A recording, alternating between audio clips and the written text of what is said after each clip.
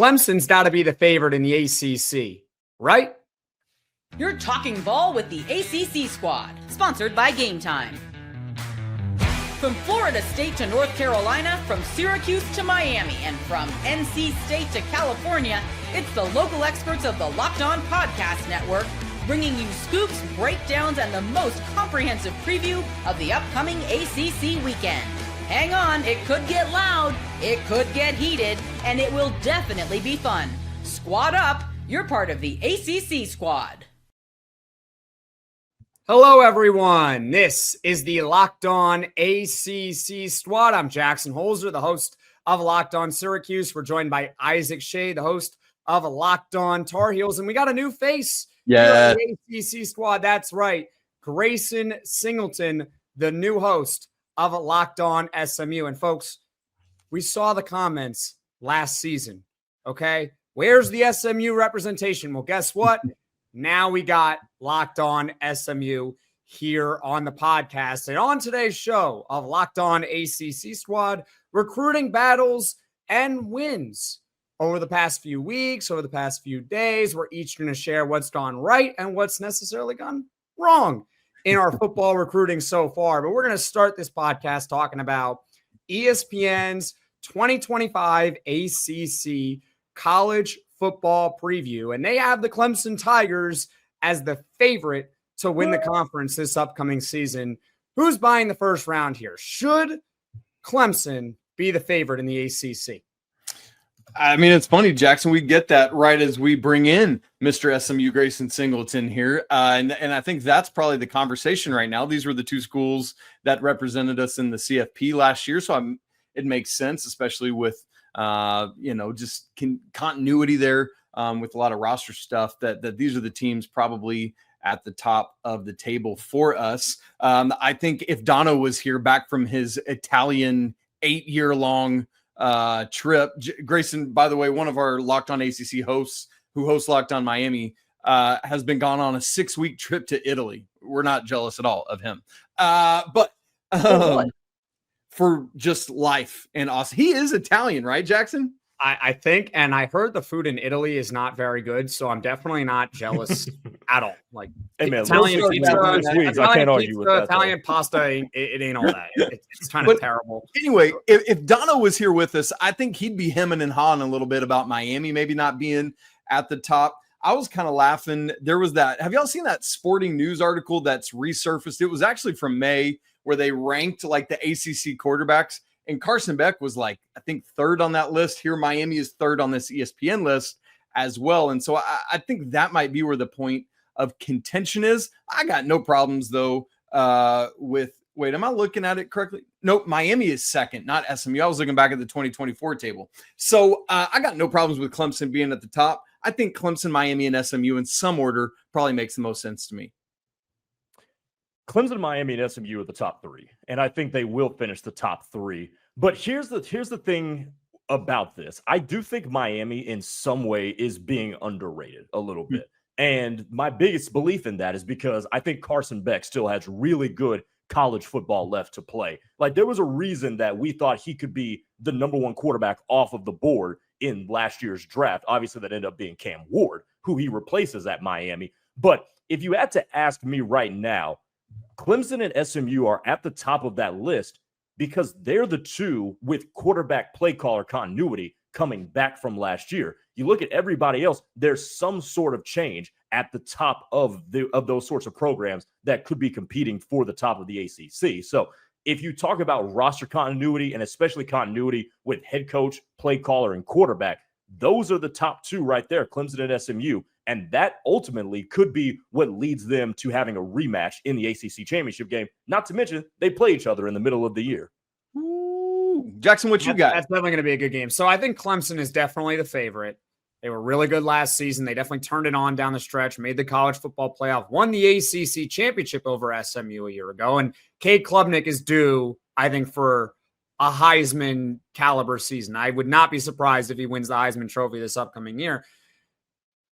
I like SMU right now at number 2 because I think they're a lot more predictable.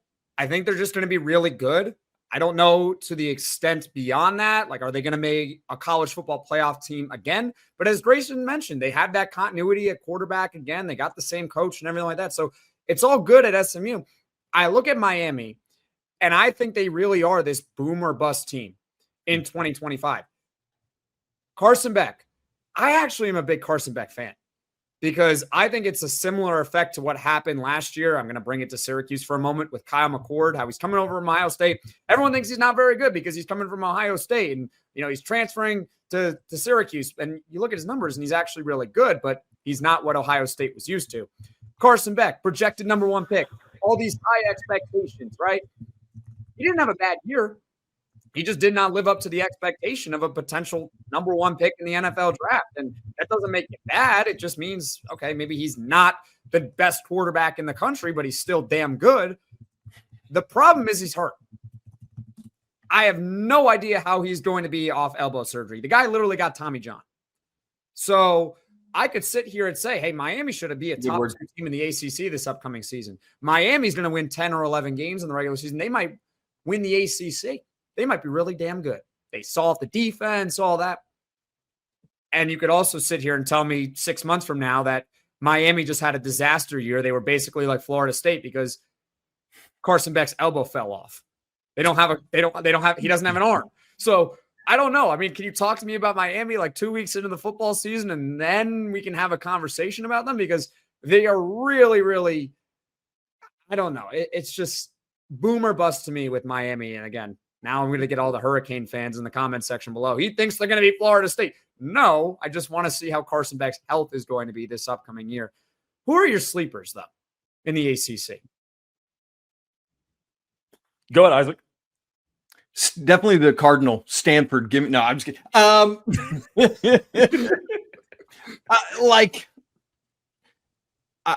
I in no way want to be any level of homeristic here, but I'm going to be. And I know you're going to, Jackson, your head drop tells me everything. This is really solely based on schedule and the hope that Bill Belichick will do what Bill Belichick does. It's funny because right now, who knows speaking of quarterback conversations, who knows who Carolina's quarterback's going to be. But hear me as I read this schedule to you. Non-con, 4 games straight to start. TCU, Charlotte, Richmond, UCF, fine, whatever. They start off ACC play hosting Clemson. Then after that, Cal, Virginia, Syracuse. On Halloween, Jackson, we're going to get spooky together for that one. Stanford, Wake, Duke, NC State. That's it. There's no Miami on that schedule. There's no SMU. There's no Louisville. There's no FSU. None of that. And so much of that for me is based on feeling like this level of coaching staff can take that schedule. And if you're not 8-4, 9-3 at the worst, or at 8-4 at worst, then I feel like you've severely missed the mark. And if you can do that, I think that is sleepery status enough. So it's not based on like, I think Carolina is going to be loaded or shock a lot of people with how good they are. It's just that schedule lines up to, if you don't have a great record, you've done something horribly wrong. My initial thought was North Carolina too. And the reason being is because A, they did pretty well in the transfer portal with Bill Belichick on board. And number 2, Bill, you can say a lot of things about Bill right now. You can say a lot of things about Bill's personal life right now. But the one thing that is always uniform with Bill Belichick is that there's always continuity and stability in his room. So it's not as if North Carolina is going to have this variance of we're going to be really, really good and we're going to be really, really bad. That's not generally emblematic of a Bill Belichick team. The team I'm looking at, though, is Louisville. And there's a lot of confidence in Louisville and it's reflected in recruiting right now. Louisville's been in battles with guys, four guys that they generally would not have been. So a lot of people are looking at that program and saying, okay, there might be something here. The problem with Louisville, though, is that schedule, particularly on the back end, is wild. So you have to go to Miami on October the 17th, but then your final 4 games of conference play is at Virginia Tech and then home for Cal. Then you're home again, but that's Clemson. and then you travel to Dallas to take on SMU. That is a rough way to end your conference slate, and then they end the regular season against Kentucky. So Louisville, I think, is the team that on paper could be a sleeper, but if you look at that schedule, for them to be a sleeper, that is an arduous task. So you guys both said North Carolina and also Louisville, Grayson. I'm going to go Duke. Mensa. I'm going, Darian Mensa. They spent a lot of money for him. Big money this offseason. He better be good with all the money that they paid him. But you know what? Check out Duke's schedule. Just check it out. Because it doesn't look that hard on paper. I look at Duke and I say, if Mensa is what he's being paid to be, then this Duke team could win 9-10 games relatively easily.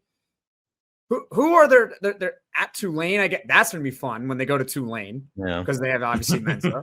That's going to be a fun one. I'm sure he's going to be well received. NC State at Syracuse at Cal, Georgia Tech at home. Okay, they do have to go to Clemson. Yep, that's the toughest game, and that's the toughest game, but by far. I look at their schedule and I say I could easily see Duke winning 9-10 games. Yeah, I mean it's a similar argument to what I made for Carolina easily. Yeah, so I think a lot of it sometimes comes down to and Duke, by the way, by ESPN is projected 4.4 conference wins, which I know you can't get 0.4, but that's just how they do their models. So they're basically saying between 4 and 5. Yeah, I disagree. I think they're going to get 6. I'm looking up the FanDuel over-under right now as you talk on Duke. Because their conference schedule is NC State, at Syracuse, at Cal, Georgia Tech, at Clemson, Virginia, at North Carolina, Wake Forest. I think their ceiling is 7-1 in the conference, and at worst, they'll be 4-4.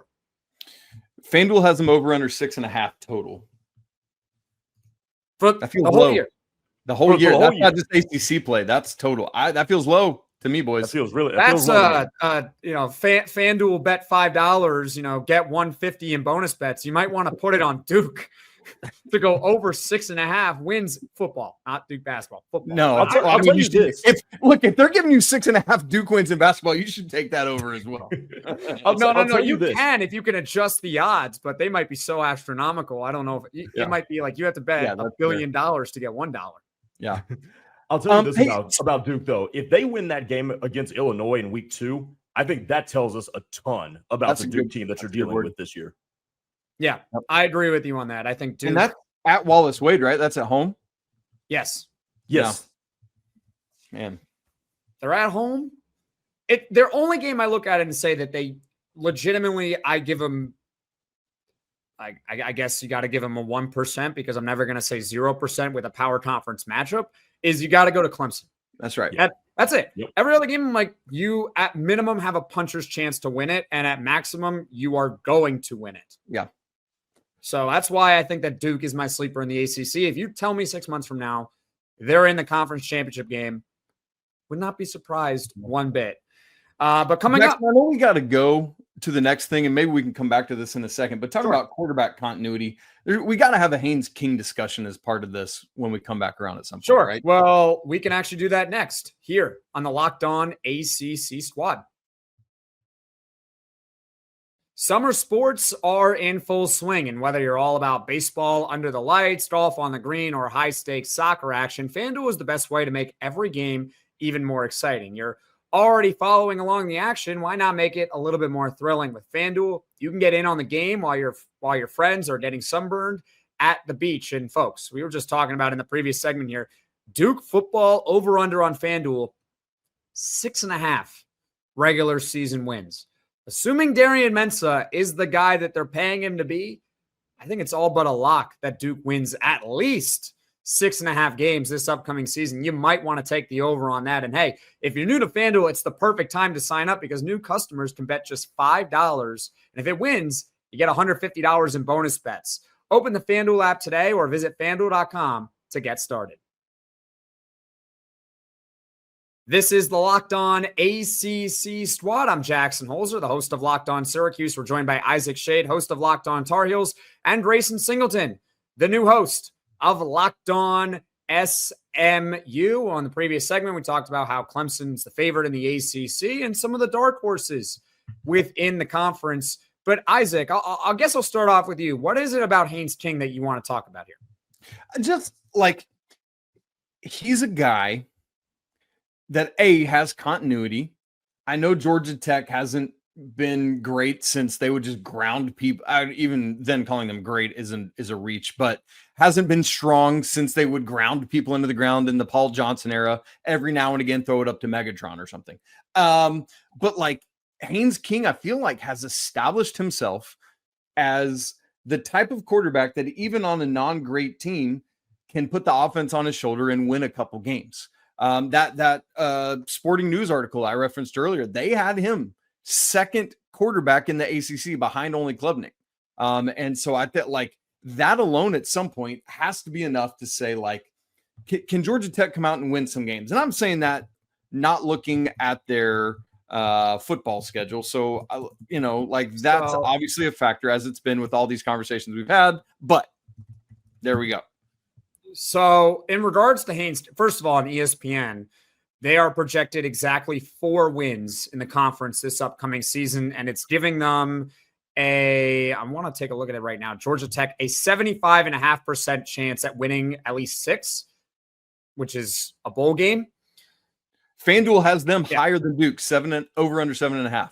The problem with Georgia Tech, it's not necessarily about Haynes King, but it's again about their schedule. This was their issue a year ago in that they got Clemson, albeit at home at this season, but they still got to play Clemson. And they got Georgia. They got Georgia. They got to play Georgia. I mean, that again is a home game. So, sure. And they almost beat Georgia last year, but you got to play Georgia and you got to play Clemson. Now, granted, that Georgia game does not count towards your ACC. That's exactly right. But you got Clemson on the schedule. How much more, if you don't win that game, how much more margin for error does a team like Georgia Tech really have? And you got to go to Duke, to NC State, right? Like, what kind of leap does CJ Bailey take this year? I think that's a factor in this as well. Obviously, if the State boys were on here, if our other Grayson was gracing us with his presence, then I'm sure he and KG would be having some conversation about that for sure. I think Grayson Is Haynes King possibly the most disrespected quarterback in college football? I don't think so. I mean, his Heisman odds are pretty high. He's got to be in the conversation, though. But here's the thing, and I think our conversation in the first segment may have proved that point, because Haynes King, he took very good care of the football last year. Only 2 picks, completed 73% of his passes. Against Georgia, he threw for 303 and 2 touchdowns. So he's balling against the marquee opponents, but for some reason, there's just something clunky about either him or something clunky about the way Georgia Tech goes about offense that doesn't lend to it being in any way spectacular. And I think that's why we leap over Haynes King when we talk about these discussions in the ACC, because there's nothing about what he does or Georgia Tech does that's spectacular, even though they nearly beat Georgia and outside of that game had a really good year last year. I need to go look at FanDuel right now and try to find the Heisman odds, but I'm pretty sure when I was doing a preview a long time ago about quarterbacks that Syracuse was facing, because that's one of the podcasts I did, I think back in January. I've got it for you. You got it? Yep. What is it? Just go down through the list. Yeah, where is he? Oh, specifically Haynes King? Yeah. All right.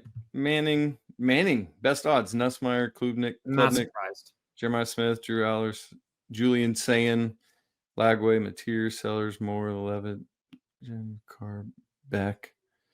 Ooh, I'm going a long way, boys, and I'm not okay. There he is. Finally, he's plus 6,500. I don't think those are disrespectful odds, but if you're telling me that I wouldn't put Carson Beck ahead of him after elbow surgery, I just can't. That's fair. 14, 15, 16, 17, 18, 19, 20. I do think. Talk about this though. A lot of the Heisman voting comes down to moments, right? You know, who has the cliche your Heisman moment, right? Who is more capable of generating moments? Because I feel like Carson Beck, part of his reputation has to do with he's been in so many big games and has performed in some of those big games. Whereas, again, Haynes King, they've been in one big game against Georgia last year and performed pretty well. But there's just no moments to speak. Like when you think of Haynes King, what do you really think of? I think he's really good. Sometimes you're left with wanting a little bit more when you watch him. Exactly. Because you see so much talent.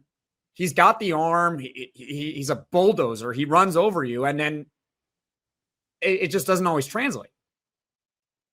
I can't necessarily explain it, but I'm not trying to disrespect the guy. I think he's really good. I think he could legitimately be an all ACC quarterback this upcoming year. But the reason why with Georgia Tech is, again, you got to play Clemson and you got to play Georgia. I don't know. Are they going to be Colorado in week 1? You got to go on the road, West Coast game. So maybe Georgia Tech's a sleeper because we're clearly sleeping on them a little bit, but I don't know. Hang on.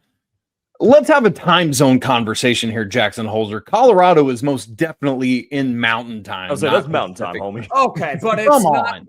Okay, it's between. I'm not letting you get away with such disrespect. It's not to California. prime time Okay. time zone. You're traveling to the western part of the United States. I'm not a geography major, but I do know that is the western part of the United States. Clearly, you're not a geography major. Isn't that the weird thing about the ACC, though? Because isn't the ACC like the only conference right now where you're having teams literally go cross country for conference play? Like, look at what Cal. No. Big Ten. You got Oregon in there. Oh, Big Ten. Yes. No, you're right. So there's two. There's the Big Ten and the ACC. But does that not play to the disadvantage of somebody at some point in the season where you're traveling from one coast to the other? Oh, I have never been able to figure out why teams struggle in that. Like, I've never been able to figure it out because everyone always mentions it as a topic. Like, I got to go to a different time zone or whatever. It's huge travel. And I'm like, I don't get it. You got airplanes, you got doctors, you got everything on site to where it shouldn't be a problem for you, and yet it becomes a problem. I don't get it, but it's a talking point because schedule makers typically try to do stuff to help you with it. Well, yeah, they try to schedule it back to back, so you stay out wherever you're. I know in basketball that's what they did if you had to play last year. If you had to play Cal and Stanford last year, they put them on the same week, so you just stayed out in California the whole time. And it would be like a big deal. Like Miami and Florida State would go together and then just flip flop the way the Pac-12 used to do travel partners. But I mean, yeah, I think it's definitely like this is basketball, but Mick Cronin, UCLA's basketball coach, talked about that a lot last year, how weary they got of all that travel back and forth. Anyway, Haynes King, 31st best Heisman odds. There you go. I don't think it's disrespectful. I don't think it's disrespectful at all to put him at 31. How much higher should he? I think he should be above Beck, but other than that, how much higher should he really be? That's a good question. And I think what we would have to do to ultimately answer Grayson's question is to look at other quarterbacks with either longer Heisman odds or maybe, with less fanfare about them around the country as regard to their capability or skill set and to determine it that way. I agree. But even if you look at the top, like, you're not going to obviously, you would probably bet on Arch Manning to win the Heisman over Haynes King. Sure. Yeah. I don't know. But right. Like, how many? At what point do you get to the list and say, okay, that's where Haynes King might be able to be? Let me consider Julian Sayin, for example. And I know a lot of college football at this point in time in the calendar, it's a lot to do with projection, right? But what have we seen from Julian Sayin quite yet?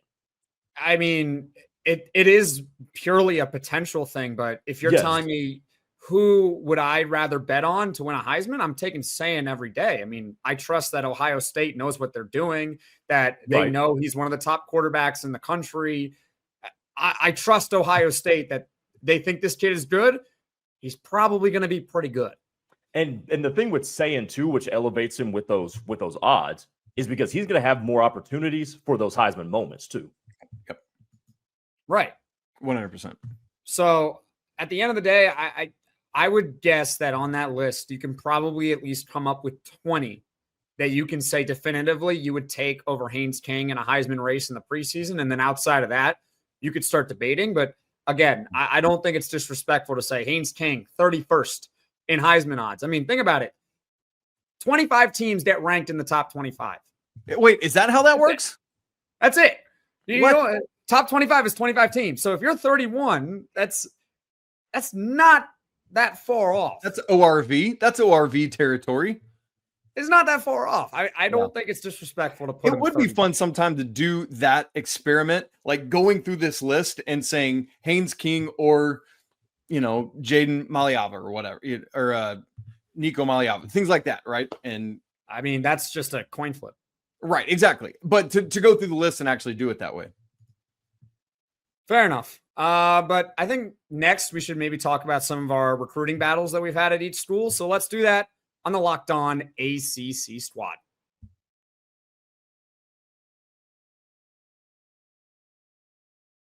This is the Locked On ACC Squad. I'm Jackson Holzer, the host of Locked On Syracuse, joined by Isaac Shea, the host of Locked On Tar Heels, and Grayson Singleton, the new host of Locked On SMU. And hey, since you've made it already this far in the podcast, you can just do us all a favor, hit that like button, hit that subscribe button. It helps all our channels grow to reach all of our fan bases. Now, we've talked a lot about ACC football preview, Haynes King, Clemson being a favorite, what's going on with Miami, who are the sleepers. We also got a lot of recruiting battles going on here in July. Syracuse just had a big one, but we'll get to that in just a moment here. If you guys can just share maybe one or two of your big recruiting battles and maybe one or two of your big recruiting wins. Let's have at it, because these schools, coincidentally, very, very interesting in recruiting. Yeah, Grayson, you want to go ahead?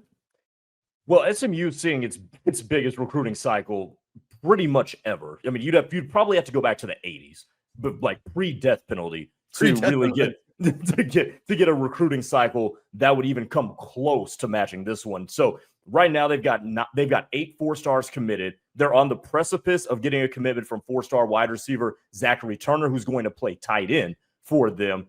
He would be their 9th 4-star. Prior to this year, you have to go back to 2022, the last time that SMU signed a 4-star, and that was tight end RJ Maryland, who also was a wide receiver in high school. And then before that, you have to go to 2021, where they signed 1 4-star quarterback, Preston Stone. So the fact that they're on the precipice of having 9 committed is absolutely wild for SMU. And it kind of goes to show that that program is on one of the steepest ascents right now in college football. But the one you're keeping an eye on now, especially after they get a commitment from Drew Evers, the 4-star interior offensive lineman from Flower Mound, Texas, who chose them over Oklahoma and Ohio State. You're really looking at Zach Turner now, because he will pick between SMU, Oklahoma, and Miami in the coming days.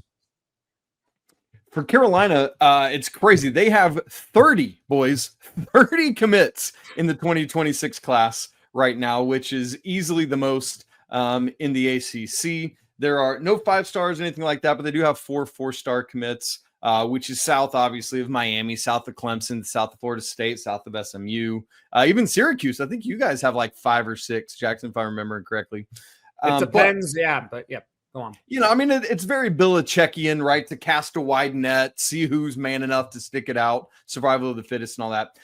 The highest ranked recruit Carolina actually just got, about a week ago now at this point, maybe a little bit less than, and that's Red Chapman, who committed last Thursday to Carolina. He's the highest rated player for them in this class that went up against Florida State in that battle. He's a 6'4", 195-pound kid, good hands, great route tree. Kind of stuff comes out of Alabama. Interestingly, his brother had committed to Carolina about a week before, and another D-back out of their same school in Alabama had also committed to Carolina. So that's the biggest. And then I would also say Travis Burgess, a high-level quarterback, 4-star that committed to Carolina over like basically Auburn just to shove it in Zach Blackerby's eyeballs. And so we'll take that. He's had some really nice stuff at Elite 11 recently. And so that's probably the 2 biggest notable wins in recent time.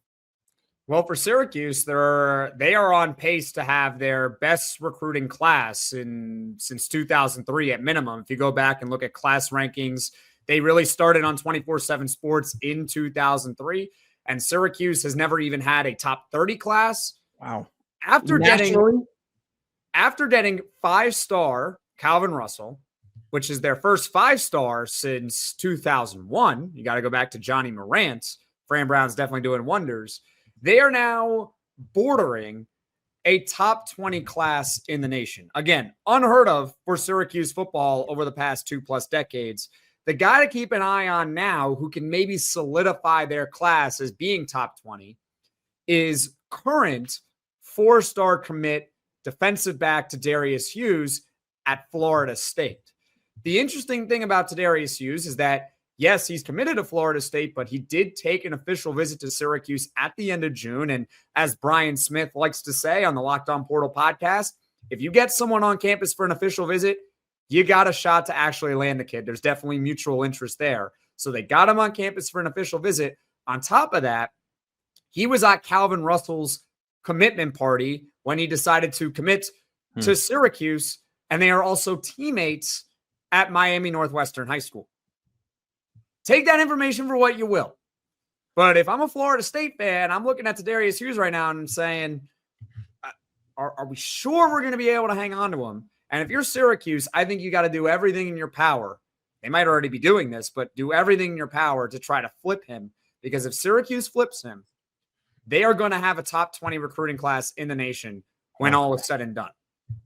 So this is a program, in my opinion. I get I'm a Syracuse host. I'm a Syracuse fan, but they are definitely on the rise in the ACC.